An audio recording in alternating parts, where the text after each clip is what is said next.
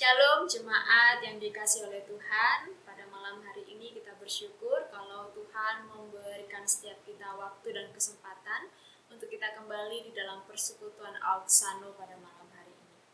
Sebelum bersama-sama kita masuk lebih dalam di dalam persekutuan kita, mari kita pujikan pujian yang mengatakan bahwa ku bersukacita kerja bagi.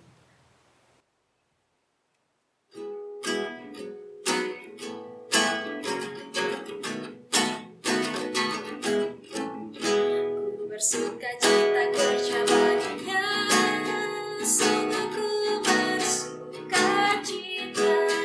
Ada sukacita dalam hatiku, ku bekerja baginya.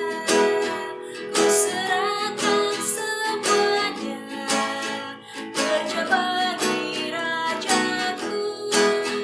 Ada damai sukacita, ku bekerja baginya. Ku bersukacita kerja baginya, sungguh ku bersukacita. Tiap langkahku turut perintahnya dan bekerja baginya. Ku serahkan semuanya, kerja bagi Rajaku. Ada damai sukacita, ku bekerja baginya. Bapak Ibu Jemaat yang dikasihi oleh Tuhan, mari bersama-sama sebelum kita masuk di dalam perenungan dan juga melanjutkan persekutuan pada malam hari ini, kita kembali bersatu di dalam doa memohon pertolongan Tuhan bagi setiap kita. Bapa kami yang ada di dalam kerajaan surga, kami bersyukur untuk pertolongan Tuhan bagi setiap kami. Kalau pada malam hari ini setiap kami didapati di dalam keadaan yang sehat dan di dalam keadaan yang baik, itu semua karena anugerah dan pertolongan-Mu ya Tuhan. Bapa di sorga, kami sebagai jemaat-Mu, kami sebagai umat-Mu, terus memohon pimpinan Tuhan di dalam kehidupan setiap kami, supaya menjalani hari-hari kami dan kehidupan kami sebagai orang percaya, kami dimampukan untuk kami boleh mengerjakan tugas tanggung jawab kami. Bapa di sorga, pada malam hari ini kami bersama-sama akan merenungkan kebenaran firman Tuhan yang menjadi penuntun dan pedoman bagi setiap kehidupan kami. Oleh karenanya Tuhan, kami memohon lawatan Tuhan bagi setiap kami, bagi kami yang akan menyampaikan, bahkan juga jemaat Tuhan yang akan mendengarkan, supaya setiap pemikiran kami dan hati kami dibukakan untuk kami boleh mengalami perubahan demi perubahan yang dikerjakan oleh Roh Kudus Tuhan di dalam setiap kehidupan kami. Terpujilah Engkau Bapa, menyerahkan seluruh waktu kami hanya di dalam nama-Mu kami berdoa dan kami memohon. Haleluya. Amin. Bapak Ibu Saudara yang dikasihi Tuhan, mari bersama-sama di dalam perenungan kita pada malam hari ini kita membuka satu bagian Alkitab kita, yaitu di dalam 2 Timotius 4 ayatnya yang pertama sampai ayatnya yang ke-8. 2 Timotius 4 ayat yang pertama sampai ayatnya yang ke-8. Silakan Bapak Ibu mengikuti saya membaca atau bahkan juga menyimaknya di dalam tempat masing-masing. 2 Timotius 4 ayat 1 sampai ayatnya yang ke-8. Di hadapan Allah dan Kristus Yesus yang akan menghakimi orang yang hidup dan yang mati, aku berpesan dengan sungguh-sungguh kepadamu demi penyataannya dan demi kerajaannya. Beritakanlah firman, siap sedialah baik atau tidak baik waktunya. Nyatakanlah apa yang salah, tegurlah dan nasihatilah dengan segala kesabaran dan pengajaran. Karena akan datang waktunya orang tidak dapat lagi menerima ajaran sehat, tetapi mereka akan mengumpulkan guru-guru menurut kehendaknya untuk memuaskan keinginan telinganya. Mereka akan memalingkan telinganya dari kebenaran dan membukanya bagi dongeng. Tetapi kuasailah dirimu dalam segala hal, sabarlah menderita, lakukanlah pekerjaan pemberitaan Injil dan tunaikanlah tugas pelayananmu. Mengenai diriku, darahku sudah mulai dicurahkan sebagai persembahan dan saat kematianku sudah dekat. Aku telah mengakhiri pertandingan yang baik, aku telah mencapai garis akhir dan aku telah memelihara iman. Sebab sekarang telah tersedia bagiku mahkota kebenaran yang akan dikaruniakan kepadaku oleh Tuhan, Hakim yang adil pada harinya, tetapi bukan hanya kepadaku, melainkan juga kepada semua orang yang merindukan kedatangannya. Demikian jawab pembacaan firman Tuhan pada hari ini. Bapak Ibu Saudara yang dikasihi Tuhan, jikalau kita berbicara tentang satu kesaksian, saya dan juga setiap kita seringkali mendengarkan kesaksian yang dibagikan oleh sesama kita, yaitu mungkin kesaksian yang menyentuh tentang bagaimana perjalanan kehidupannya, atau bahkan juga sesama kita menyaksikan tentang mukjizat yang dirasakan, dan juga banyak kesaksian-kesaksian yang lainnya. Bapak Ibu Saudara yang dikasihi Tuhan, memang di dalam kehidupan kita kesaksian itu memang sudah menjadi bagian di dalamnya, sama seperti kehidupan kita yang tidak lepas daripada kewajiban kita untuk bersaksi, begitu ya. Kalau kita di dalam persekutuan, ketika di dalam persekutuan doa malam, atau bahkan juga di dalam komsel auksano, selalu ketika setelah firman Tuhan disampaikan, silakan siapa yang ingin membagikan kesaksiannya atau yang ingin bersaksi, baik itu pujian atau bahkan pengalaman itu. Kesaksian memang tidak lepas dari kehidupan kita. Tetapi apakah bersaksi itu sudah menjadi gaya hidup kita sebagai orang percaya? Apakah kita sudah menjadikan bersaksi tentang Tuhan itu sebagai kehidupan kita? Bapak Ibu Saudara yang dikasihi Tuhan, kalau kita mengingat ada 3 tugas panggilan gereja yang utama yang harus dikerjakan dan diperhatikan oleh orang percaya, di mana 3 tugas panggilan utama itu adalah tugas yang memang harus dikerjakan oleh karena tugas itu diberikan kepada para murid atau bahkan kepada setiap orang percaya. Apakah tugas panggilan itu? Yang pertama adalah marturia. Marturia ini adalah bersaksi atau menyampaikan kesaksiannya. Yang kedua adalah koinonia, yaitu persekutuan, bersekutu. Dan yang ketiga adalah diakonia, pelayanan kasih. Bapak Ibu Saudara yang dikasihi Tuhan, 3 tugas panggilan gereja ini penting dan harus dilakukan oleh orang percaya. Karena itulah yang Tuhan kehendaki dan Tuhan ingin para murid dan para orang percaya kerjakan. Dan pada malam hari ini bersama-sama kita akan melihat mengapa orang Kristen harus melakukan tugas marturia sesuai dengan tema persekutuan kita pada malam hari ini, yaitu memuliakan Allah melalui penginjilan. Mengapa orang Kristen harus bersaksi dan mengapa bersaksi itu harus dijadikan sebagai gaya hidup? Yang pertama, kita harus mengetahui terlebih dahulu apa sih marturia itu, apa sih bersaksi itu, dan apa yang disaksikan.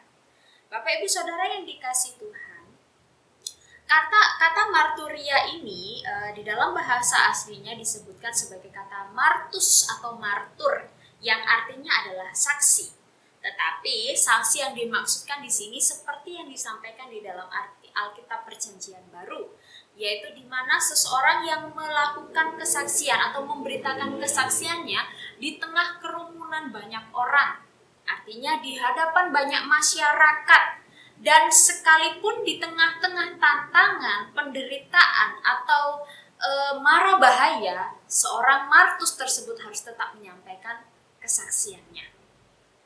Seorang martus yang mengalami penganiayaan karena kesaksiannya yang memberitakan tentang Injil atau bahkan memberitakan tentang Mesias, tidak hanya dialami dan dikerjakan di dalam Perjanjian Baru oleh para rasul atau oleh para murid, tetapi di dalam Perjanjian Lama pun seorang martus ini pun mengerjakan bagiannya. Salah satu contohnya adalah para nabi yang senantiasa mengingatkan umat Israel bahwa harus tetap beribadah kepada Allah, harus tetap menjaga iman dan kepercayaannya hanya kepada Allah. Bapak Ibu Saudara yang dikasihi Tuhan, di dalam bagian ini yang disaksikan adalah iman. Imannya kepada Yesus Kristus, imannya kepada Allah Bapa, kepada Tuhan. Dan di dalam kesaksian iman ini, yang diberitakan bukan hanya tentang kepercayaannya, tetapi juga tentang siapa di dalamnya dan apa karya yang disampaikan. Yaitu berita keselamatan, yaitu berita tentang Mesias. Yang pada saat itu nubuatan tentang hadirnya Mesias disampaikan di dalam Perjanjian Lama dan kemudian digenapi di dalam Perjanjian Baru. Sekalipun para martus-martus ini harus mengalami penderitaan, penolakan, bahkan penganiayaan dan pembunuhan. Tetapi mari kita melihat, setiap mereka yang diutus oleh Allah dan dipilih oleh Allah tetap mengerjakan tugas bagian mereka sebagai orang yang percaya di dalam nama Allah. Bapak Ibu Saudara yang dikasihi Tuhan, kita tidak bisa memungkiri bahwa penderitaan ada di sekeliling kita. Terutama ketika penderitaan tersebut adalah penderitaan yang dialami oleh orang-orang yang menyampaikan kabar Injil. Bahkan hingga masa kini pun dunia masih banyak yang belum mau menerima. Tetapi firman Tuhan mengatakan tetap kerjakan tugas panggilan pelayan. Yang kedua, mengapa orang percaya harus melakukannya?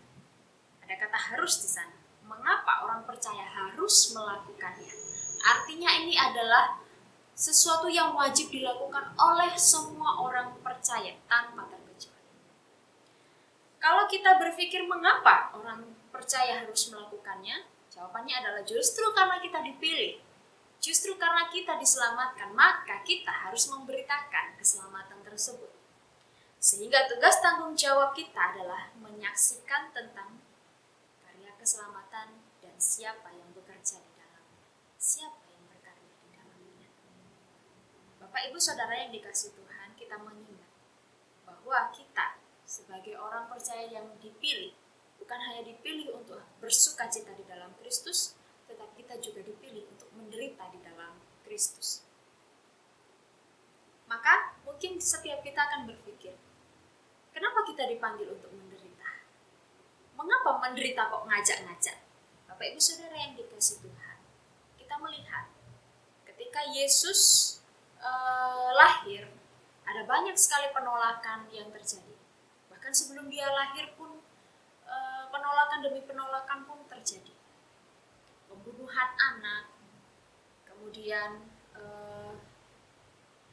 penolakan akan kehadirannya, pelayanannya, pengkhianatan yang dilakukan terhadapnya, bahkan hingga penyalipan yang diterimanya. Dia menderita di dalam dunia.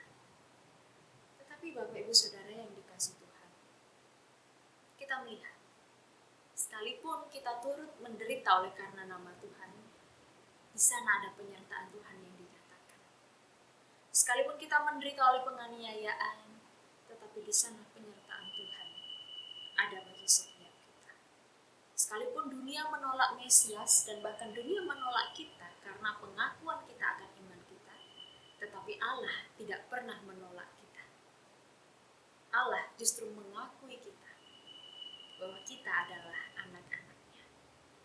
Bapak Ibu Saudara yang dikasihi Tuhan, di dalam kesaksian yang kita sampaikan tentang Yesus Kristus, yaitu tentang Mesias, maka di sana Allah menyatakan bahwa apapun yang terjadi di dalam kehidupannya sama seperti yang disampaikan kepada para murid yang diutus ketika Yesus naik ke surga. Apapun yang mereka alami, kuasa Allah akan melepaskan mereka. Kuasa Allah akan menguatkan dan membuat mereka berani. Sehingga pada malam hari ini, apa yang disampaikan kepada para murid itu pun juga disampaikan oleh Rasul Paulus kepada murid yang dikasihinya, yaitu Timotius. Mari kita melihat di sana apa yang disampaikan oleh Rasul Paulus kepada Timotius, apa yang harus dikerjakannya, dan apa yang harus dilakukannya sebagai seorang yang juga percaya kepada Kristus. Ini adalah surat Paulus yang kedua kepada Timotius, muridnya. Di sana dikatakan ada tujuan, yaitu kembali mengingatkan supaya Timotius ini, walaupun dia adalah seorang yang masih muda, tetapi dia tidak melupakan tugas tanggung jawabnya sebagai seorang pengikut Kristus. yaitu memenuhi tugas panggilan pelayanannya, mengerjakan tugas panggilan pelayanannya. Yaitu tugas panggilan pelayanan yang dimaksudkan di dalam konteks ini adalah tentang pemberitaan Injil. Kalau kita melihat di ayatnya yang kedua, beritakanlah firman. Beritakanlah firman. Sehingga di sini adalah tugas yang berhubungan dengan pertanyaan yang di awal tadi. Mengapa orang Kristen, mengapa orang percaya harus melakukan tugas panggilan gereja, yaitu bersaksi? Ini ada sangkut pautnya di ayatnya yang kedua ini. Oleh karena sifat pemberitaan firman Tuhan ini adalah genting. Genting di sini yang dimaksudkan adalah harus segera diberitakan. Tidak boleh menunda, tidak boleh kita berpikiran besok saja atau minggu depan saja, tidak. Tetapi sifatnya di sini adalah harus segera, saat ini juga disampaikan. Karena di ayat yang selanjutnya di sana dijelaskan mengapa firman itu harus segera disampaikan. Di dalam bagian ini kita juga akan berbicara dan kita akan merenungkan bagaimana caranya memuliakan Allah di dalam pemberitaan Injil. Bukankah ketika kita hidup sejalan dengan firman Tuhan, hidup kita baik-baik saja, relasi kita dengan Allah semuanya baik-baik saja, itu juga termasuk memuliakan Tuhan? Bapak Ibu Saudara yang dikasihi Tuhan, ketika kita merasa diri kita baik-baik saja, tanpa ada satu keresahan atau tanpa ada keinginan untuk mengevaluasi kehidupan kerohanian kita, di sanalah sebenarnya kita sedang berhadapan dengan satu bahaya, yaitu bahaya kerohanian yang serasa nyaman-nyaman saja, yang serasa damai-damai saja. Justru setiap waktu kita harus mengkoreksi kehidupan kerohanian kita. Mari bersama-sama kita melihat apa yang Paulus sampaikan kepada Timotius. Yang pertama, mengapa orang percaya harus memberitakan kabar kebenaran firman Tuhan? Yang pertama adalah kita melihat bahwa Paulus mengatakan, beritakanlah firman, siap sedialah baik atau tidak baik waktunya. Beritakanlah baik atau tidak baik waktunya. Bapak Ibu Saudara yang dikasihi Tuhan, siapa yang tahu di sini hari baik dan hari yang tidak baik? Semua hari diciptakan oleh Tuhan baik. Kalau kita melihat di dalam Kejadian, semua hari dijadikannya baik. Tidak ada hari yang tidak baik dan tidak ada hari yang khusus hari ini adalah hari baik. Tidak, semua hari adalah baik. Tetapi yang disampaikan di sini adalah waktunya. Waktu yang tepat ataupun waktu yang tidak. Firman itu tetap harus diberitakan. Contohnya begini. Seperti seorang misionaris ini sebelum pergi memberitakan Injil ke satu negara, ke satu suku, maka misionaris ini harus pertama-tama kali diperlengkapi. Baik itu kesiapan mentalnya, kesehatan fisiknya, pengetahuannya tentang satu bangsa yang akan dia layani, serta kesehatan kerohanian. Bagaimana kalau rohaninya tidak sehat, kemudian dia menyampaikan Kristus, itu tidak akan menjadi berkat, tetapi akan menjadi batu sandungan bagi orang-orang yang ada di sana, bahkan bagi dirinya sendiri. Nah, di dalam persiapan ini, para misionaris ini akan dipersiapkan bahwa yang disampaikan bukanlah tentang kecakapannya, berbicara kepada masyarakat, bukanlah tentang kecakapannya di dalam kepandaiannya, pengetahuan akan firman Tuhan dan akan sebagainya. Tetapi yang dipersiapkan adalah bahwa di dalam pemberitaan itu dan di dalam pelayanan itu hanya Allah yang dimuliakan, supaya orang-orang yang mendengarnya juga memuliakan nama Allah. Nah, saat para misionaris yang diutus ke satu tempat ini, apapun yang terjadi, keadaan seperti apapun yang sedang dialami oleh masyarakat yang ada pada saat itu, yang akan dia layani, dia harus tetap pergi untuk melayani. Entah itu pada saat masyarakat yang akan dilayani sedang mengalami perguncangan ekonomi, entah pada saat itu masyarakat mengalami perpecahan atau persoalan, misionaris tersebut harus tetap berangkat. Justru kehadirannya di sanalah akan dipakai Tuhan untuk melayani mereka.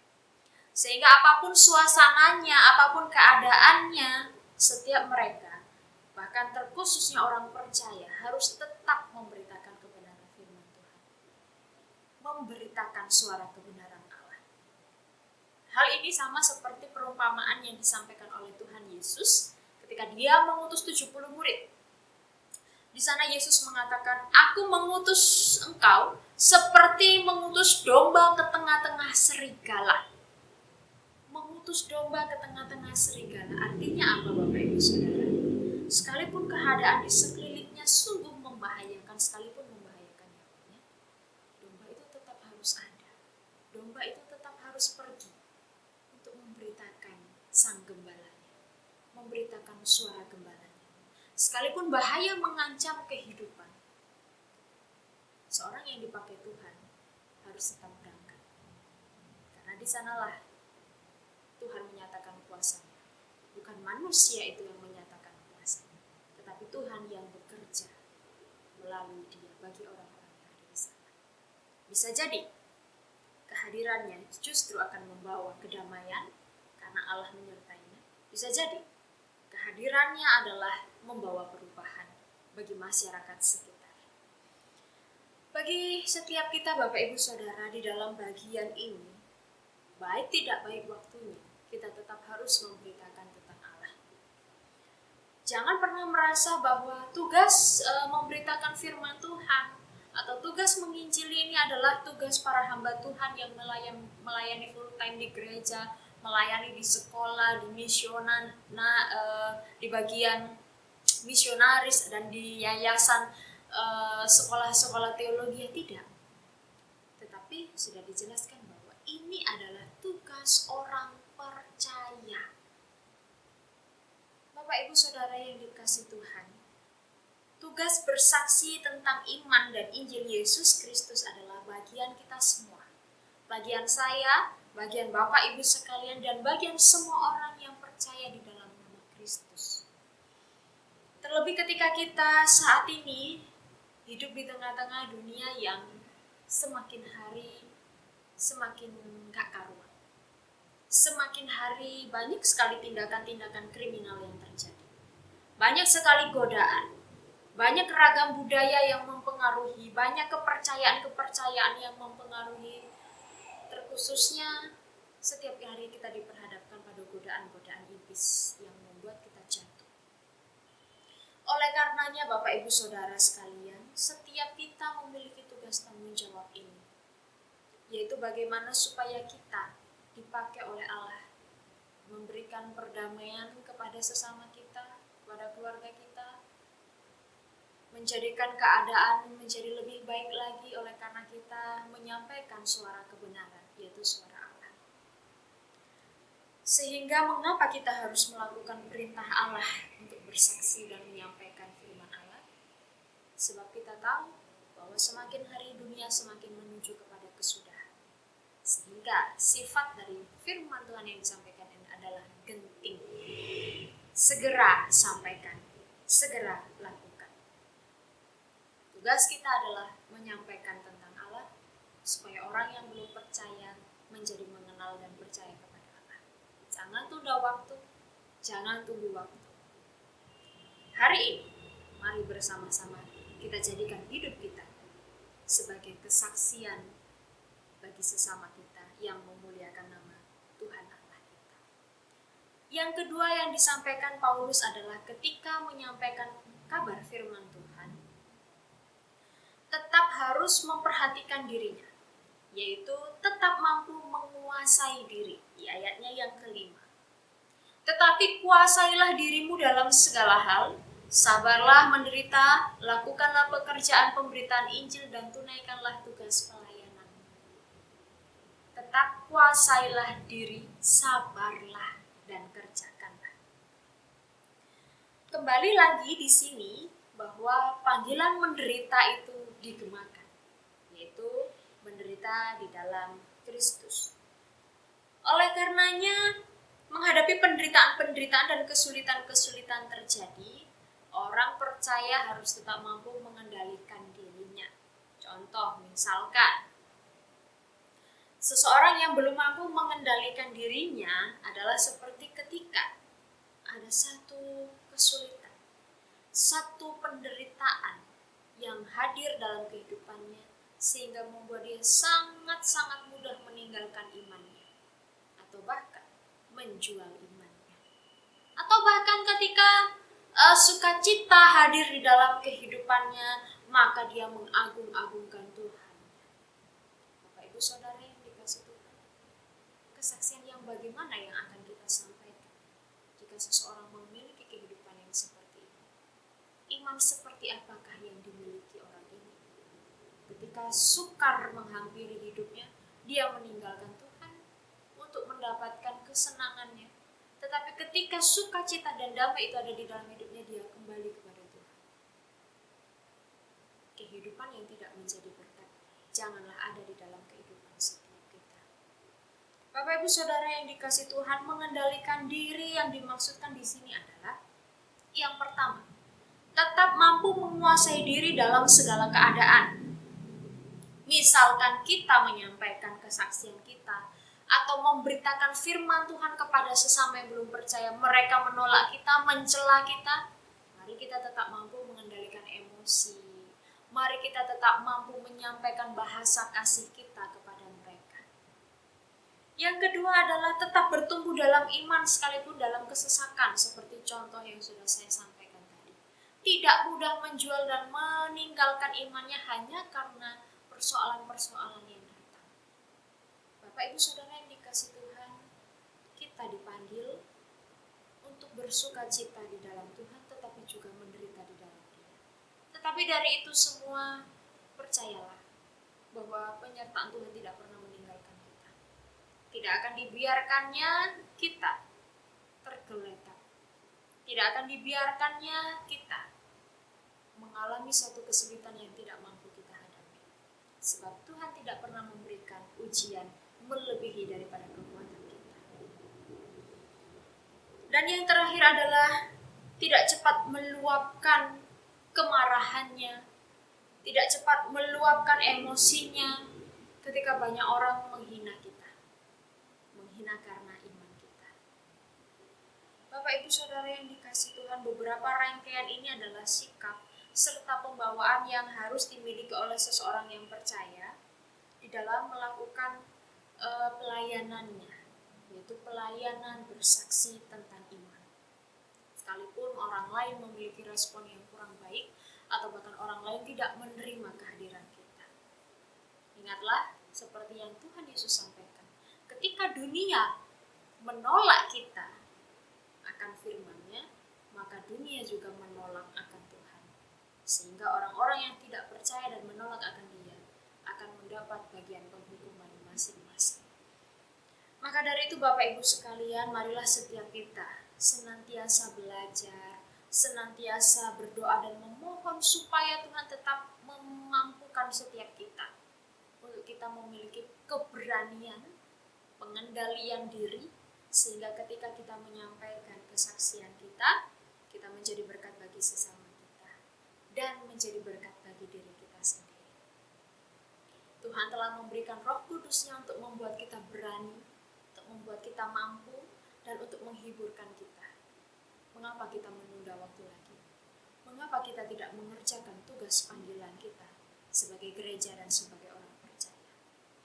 Yang terakhir Bapak Ibu Saudara, di dalam perenungan ini, seperti yang disampaikan Paulus di ayatnya yang ke-8, sekarang telah tersedia bagiku mahkota kebenaran yang akan dikaruniakan kepadaku oleh Tuhan, Hakimnya adil pada akhirnya.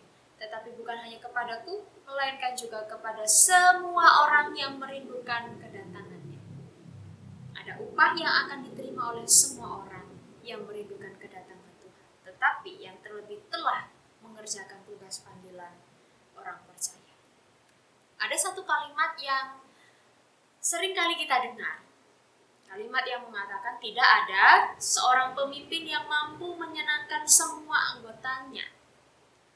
Kalimat ini sering kali kita dengar, dan percayalah Bapak Ibu Saudara, ketika kita juga mengambil bagian di dalam pelayanan, maka kalimat ini sering kali terdengar di dalam telinga kita, yaitu bahwa tidak semua orang mungkin akan menghargai pelayanan kita. Tidak semua orang mungkin akan merasa senang dengan pelayanan kita. Tapi janganlah kita berkecil hati, bahwa bahwasannya yang kita layani bukanlah diri kita sendiri. Yang harusnya mendapat pujian bukanlah kita sendiri, tetapi Allah yang memberikan pelayanan itu. Karena tujuannya memang bukan kehebatan kita yang ditampilkan, melainkan Tuhanlah yang kita layani. Percayalah bahwa hanya Tuhanlah yang menilai setiap hal yang kita kerjakan di dalam nama-Nya. Bahkan ketika kita bersaksi, Dia terlebih tahu apa yang menjadi motivasi kita menyaksikan nama Tuhan. Apakah sungguh-sungguh supaya orang lain mengenal Dia, ataukah kita hanya membesarkan nama kita sendiri? Bagian ini ingin mengungkapkan bahwa tidak ada pelayanan yang tidak berhasil di hadapan Tuhan. Oleh karena Tuhanlah yang memberikan pelayanan, sehingga Tuhanlah yang akan memampukan seseorang menjalankan pelayanannya. Tuhan Allah memakai setiap kita sebagai alat-alatnya, tetapi juga Tuhan memakai orang lain mungkin untuk menegur kita ketika kita salah. Tuhan juga memakai orang lain untuk memperlengkapi apa yang kurang di dalam diri kita. Sehingga di dalam melayani Tuhan, bahkan di dalam penginjilan, dibutuhkan kerendahan hati dan dibutuhkan untuk sikap yang mau terbuka menerima saran, menerima kritikan dan masukan dari orang lain. Karena di sana Allah juga bekerja untuk memperlengkapi setiap kita. Sehingga pada akhirnya Tuhan akan mengadili setiap yang dikerjakan oleh manusia, baik itu orang percaya ataupun orang yang belum percaya, dan telah ada upah yang menantinya di depan.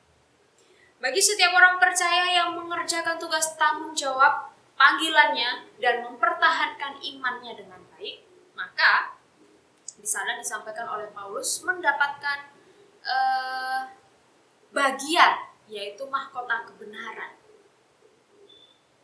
Saya yakin dan percaya setiap kita merindukan mahkota kebenaran itu. Tetapi mari kita bukan hanya mengandai-andai kapan saya menerima mahkota kebenaran, tetapi marilah bersama-sama mengerjakan tugas tanggung jawab panggilan yang sungguh sangat penting, yaitu menjadi saksi Tuhan, sehingga pada akhirnya nanti Allah menyebut kita adalah hamba yang baik. Bapak Ibu Saudara yang dikasihi oleh Tuhan, memuliakan Allah melalui penginjilan menyadarkan setiap kita bahwa tugas panggilan gereja terkhususnya marturia, yaitu bersaksi tentang iman, adalah tanggung jawab kita semua orang percaya. Baik itu yang tua, baik itu yang muda, atau yang masih remaja. Semua itu adalah tugas tanggung jawab kita. Dan marilah kita mulai mengerjakan tanggung jawab ini bukan hanya melalui kehidupan kita, bagi keluarga kita, dilihat keluarga kita, tidak. Tetapi juga dimulai dengan perkataan, percakapan kita, penyampaian kita akan firman Tuhan dan akan kabar Injil kepada setiap sesama kita. Supaya kita menjadi pelaku-pelaku firman yang hidup. Bukan hanya menjadi pendengar-pendengar, tetapi pelaku-pelaku firman yang hidup. Dan kita menjadi orang-orang percaya yang telah melakukan tugas panggilan kita sebagai gereja, sebagai milik kepunyaan Allah. Kiranya firman Tuhan pada hari ini memuliakan Allah melalui penginjilan menjadi berkat bagi setiap kita. Mulailah untuk memberanikan diri menyampaikan firman Allah, yaitu suara kebenaran. Oleh karena Allah memampukan setiap kita dan Allah memberikan keberanian kepada setiap kita. Mari bersama-sama kita masuk di dalam doa. Bapa kami yang ada di dalam kerajaan surga, kami bersyukur pada malam hari ini kami boleh bersama-sama kembali diingatkan bahwa kami sebagai orang percaya memiliki tugas tanggung jawab kami. Kami sebagai orang percaya bukan hanya untuk berdiam diri, tetapi untuk mengerjakan bagian-bagian penting yang Tuhan telah sampaikan kepada para murid, para rasul, dan kepada setiap orang percaya. Bapa di surga, pakailah setiap kehidupan kami, bahkan terkhususnya juga lidah bibir kami, urapilah ya Bapa, supaya setiap hal yang kami sampaikan memuliakan nama Tuhan. Dan bahkan ketika kami menyampaikan kabar Injil, Engkau dimuliakan di sana. Berikanlah kepada setiap kami Tuhan, hati yang mau terbuka, pikiran yang mau terbuka untuk dilawat oleh setiap hal yang mengingatkan kami demi pertumbuhan iman kami. Terpujilah Engkau Bapa, inilah setiap kami. Di dalam nama Tuhan kami Yesus Kristus kami berdoa dan kami mengucap syukur. Haleluya. Amin.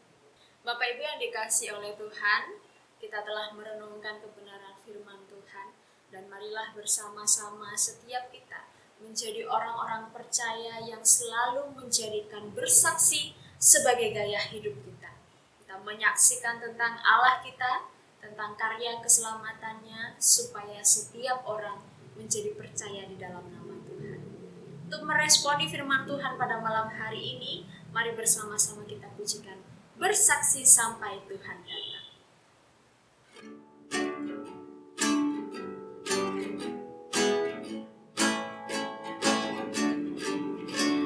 Bersaksi terus sampai Tuhan datang, bersaksi terus sampai Tuhan datang, bersaksi, bersaksi, bersaksi, haleluya, bersaksi terus sampai Tuhan datang, bertekun terus sampai Tuhan datang, bertekun terus sampai Tuhan datang, bertekun, bertekun, bertekun, haleluya, bertekun terus sampai Tuhan datang. Bapak Ibu Saudara yang dikasihi oleh Tuhan, mari bersama-sama kita akan masuk di dalam pokok doa syafaat kita malam hari ini. Yang pertama, mari kita berdoa bagi kesejahteraan bangsa kita, yaitu di dalam perekonomian, kesejahteraan perekonomian, di mana perekonomian Indonesia masih belum mengalami kestabilan, sehingga banyak sekali masyarakat kecil yang mengalami kesusahan akibat pemberhentian kerja, akibat kehilangan pekerjaan, ekonomi yang menurun, atau bahkan ketidakmerataan bantuan pemerintah yang disampaikan. Biarlah setiap mereka mengalami pertolongan dan pemeliharaan Tuhan. Dan yang kedua, mari kita berdoa untuk kesejahteraan di dalam bidang pendidikan. Karena situasi dan pandemi yang ada saat ini menjadikan anak-anak pelajar mengalami banyak sekali kendala mengerjakan tugas tanggung jawab sebagai siswa, bahkan juga mahasiswa. Dan mungkin juga ada beberapa anak-anak siswa atau mahasiswa yang memiliki keterbatasan bahan ajar. Kita tahu semua sekarang serba online, tetapi mungkin juga di luar sana ada anak-anak yang tidak memiliki media atau wadah untuk mengerjakan secara online. Kita berdoa supaya senantiasa mereka ditolong oleh Tuhan, dan orang-orang percaya atau bahkan orang-orang di sekitarnya memberikan pertolongan bagi mereka. Juga kita berdoa untuk berita yang baru-baru ini masih hangat, yaitu di mana para ibu banyak sekali yang mengeluh tentang zonasi usia yang digerakkan oleh pemerintah bidang pendidikan untuk tahun ajaran baru. Bapak Ibu Saudara, mari kita terus berdoa untuk hal ini supaya senantiasa Tuhan melawat. Apapun yang dikerjakan oleh pemerintah, kiranya Tuhan menolong setiap mereka supaya mereka mengerjakan di dalam kejujuran dan untuk kesejahteraan bersama. Yang terakhir adalah untuk kesejahteraan keamanan Indonesia. Kita melihat bahwa hari-hari ini banyak sekali terjadi kriminal di mana-mana. Orang jahat tidak lagi merasa jahat, orang jahat tidak lagi menyadari bahwa tindakannya itu adalah tindakan yang merugikan sesamanya, sehingga banyak menghadirkan kekhawatiran dan ketakutan dari pihak masyarakat. Bapak Ibu Saudara, mari kita berdoa supaya Indonesia mengalami pemulihan Tuhan untuk hal ini, yaitu di dalam perekonomian, pendidikan, dan keamanan. Mari bersama-sama kita berdoa dan saya akan memimpin di dalam doa. Bapa kami yang ada di dalam kerajaan sorga, pada malam hari ini Tuhan, kami menyerahkan Indonesia di dalam pertolongan-Mu. Setiap hal yang sedang terjadi, setiap hal yang sedang kami alami Tuhan, kami berdoa, jangan lepaskan tangan-Mu bagi Indonesia. Bapa, pada saat ini kami berdoa untuk perekonomian Indonesia yang juga belum stabil, dan bahkan juga banyak masyarakat yang mengalami ketertekanan di dalam hal perekonomian oleh karena mereka kehilangan pekerjaan mereka, oleh karena mereka mengalami penurunan secara ekonomi, atau bahkan bagi setiap mereka yang sampai saat ini belum mendapatkan pekerjaan. Bapa di sorga, kami berdoa, tolonglah setiap masyarakat Indonesia. Pakailah setiap pemerintahan di dalam setiap program mereka yang menyampaikan bantuan bagi masyarakat, supaya mereka memiliki kejujuran dan rasa bertanggung jawab, sehingga setiap bantuan yang disampaikan itu boleh merata dan boleh diterima oleh tangan-tangan yang berhak menerimanya. Bapa di surga, kami juga berdoa untuk kesejahteraan di dalam bidang pendidikan, di mana pada saat-saat ini banyak sekali yang juga mengalami kesusahan oleh karena pendidikan yang dilakukan secara online. Dan bahkan juga pada nanti akhirnya setiap sekolah akan menerapkan sistem zonasi. Tuhan Yesus, kami berdoa, pakailah setiap guru-guru, bahkan juga menteri pendidikan, bahkan setiap pemerintahan yang ada, untuk boleh mengerjakan setiap hal yang terbaik demi kesejahteraan bersama. Tolonglah setiap mereka, bahkan juga bagi setiap ibu-ibu yang mengalami kebimbangan, keresahan, Tuhan berikanlah damai sejahtera dalam hati mereka, dan berikanlah kepada setiap mereka pengertian. Bapa, kami juga berdoa untuk keamanan Indonesia, daerah-daerah yang juga mengalami banyak sekali mara bahaya. Tuhan jamahlah, Tuhan tolonglah. Kami berdoa, Tuhan, sadarkanlah setiap mereka yang melakukan tindak kriminal, tindak kejahatan. Bapa di surga, jumpailah setiap mereka. Mereka membutuhkan Engkau, mereka membutuhkan juru selamat. Pakailah juga untuk setiap tim keamanan, Tuhan Yesus, polisi, tentara, dan setiap yang bertugas di bagian keamanan, supaya mereka juga boleh menegakkan keamanan dengan baik. Terima kasih Bapa di surga. Indonesia milikmu, jamahlah ya Tuhan. Terpujilah nama-Mu. Di dalam nama Tuhan kami Yesus Kristus kami berdoa. Amin. Yang kedua, Bapak Ibu Saudara yang dikasihi Tuhan, mari terus mendukung doa untuk pemulihan bangsa Indonesia, supaya bangsa Indonesia mengalami lawatan tangan Tuhan. Pihak yang berwajib atau bahkan pembesar-pembesar daerah tidak lagi bertindak curang, mendahulukan kepentingannya sendiri, tetapi biarlah setiap mereka memiliki kejujuran untuk boleh mendahulukan kepentingan bersama, kepentingan masyarakat Indonesia. Dan yang terakhir, kita berdoa untuk pertumbuhan setiap jemaat, khususnya jemaat GKKAI Sidoarjo, supaya setiap jemaat tetap memiliki cinta dan kasih dan kerinduan akan Tuhan, sehingga tetap mengerjakan bagian penting sebagai jemaat Allah, beribadah dengan sungguh, mengikuti persekutuan dengan sungguh, dan bahkan tetap menjaga persekutuan bersama dengan keluarga di dalam mesbah keluarga dengan sungguh-sungguh, sehingga pada akhirnya akan dinyatakan bahwa iman setiap kita adalah iman yang murni, iman yang bertumbuh di dalam Tuhan. Pokok doa kita yang kedua dan yang terakhir adalah berdoa untuk pemulihan bangsa Indonesia, juga berdoa untuk pertumbuhan jemaat. Dan setelah itu saya akan menutup di dalam doa. Mari bersama-sama kita masuk di dalam doa. Bapa kami ada di dalam kerajaan surga, saat ini kami juga terus menyerahkan pemulihan Indonesia di dalam pertolongan-Mu Tuhan. Untuk setiap keadaan yang belum stabil, baik di dalam kesehatan, biarlah kiranya Tuhan juga senantiasa menolong.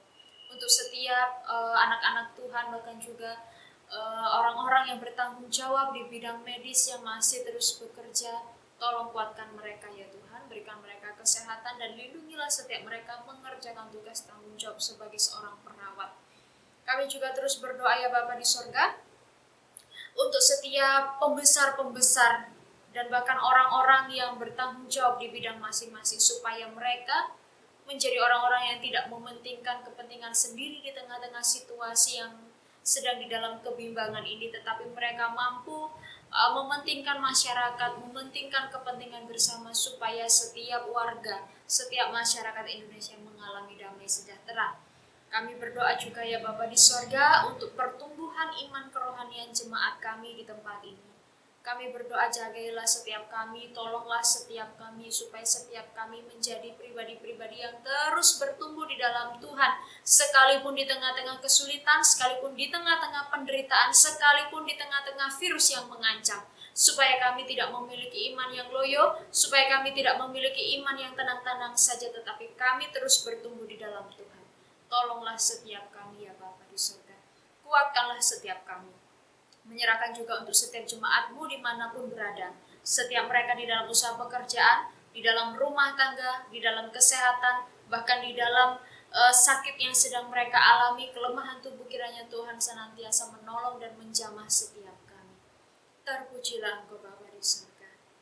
Terima kasih untuk pertolongan Tuhan di dalam persekutuan kami pada malam hari ini.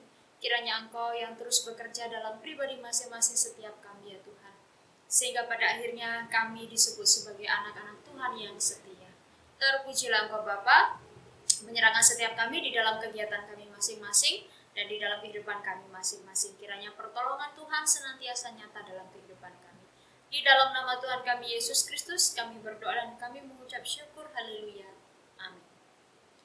Selamat menjadi berkat. Tuhan Yesus memberkati.